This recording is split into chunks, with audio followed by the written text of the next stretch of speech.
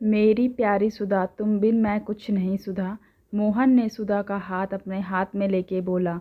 Doctor कहते हैं तुम मेरी बात नहीं सुन सकती, पर मुझे पता है तुम मेरी बात, मेरा स्पर्श सब महसूस करती हो। मोहन बोला। फिर कुछ पल एकटक सुधा को देखता रहा। जल्दी से ठीक हो जाओ सुधा, तुम्हारी ये खामोशी मुझे चुभती है। मुझे तो वो चुलबुली चहकती, दिन भर पटर पटर बोलने वाली सुधा चाहिए। तुम बिन मैं कुछ नहीं। इस अनाथ को तुमने अपने प्यार से एक परिवार का सुख दिया, जिसके लिए मैं बचपन से तरसता रहा। फिर तुम्हारे आने से मेरी बंजर जिंदगी जैसे फिर से हरी भरी हो गई।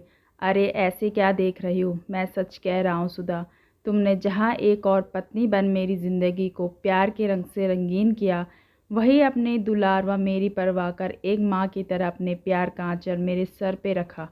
कभी कुछ गलत करने पे एक पापा जैसे डांटा और फिर एक पापा के जैसे ही सही बताकर मेरा मार्गदर्शन भी किया। और कभी खुद बच्ची बनकर, कभी चुस्की की, कभी इमली की, ऐसी कितनी छोटी छोटी फरमाइशें कर मुझे बड़प्पन का एहसास दिलाया तुमने।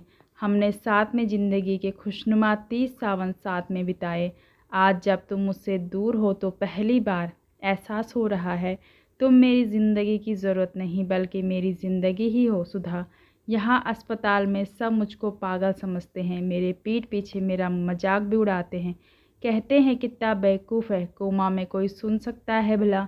पर मुझे इन पे गुस्सा नहीं आता। जब तुम मुझसे रूठती तो कहती थी ना, ये बादल तो या तो शांत रहता है या गुस्सा की बारिश करता है। प्यार भरी बारिश तो करना जैसे आता ही नहीं। तुमको पता है ना, अब गुस्सा भी नहीं होता। किसी पे करूं, गुस्सा तो अपनों पे किया जाता है ना। ये कह के मोहन का गला रूंध हो गया। मेरी ज़िंदगी की हरियाली तुम ही हो सुधा, तुम बिन मैं कुछ नहीं।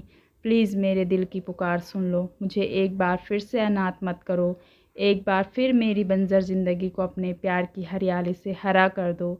सुधा का हाथ अपने हाथ में लेके आज मोहन जैसे बादलों की बारिश की तरह आंसुओं से बरस पड़ा। बादल के आंसुओं के से सुधा का हाथ भीग गया।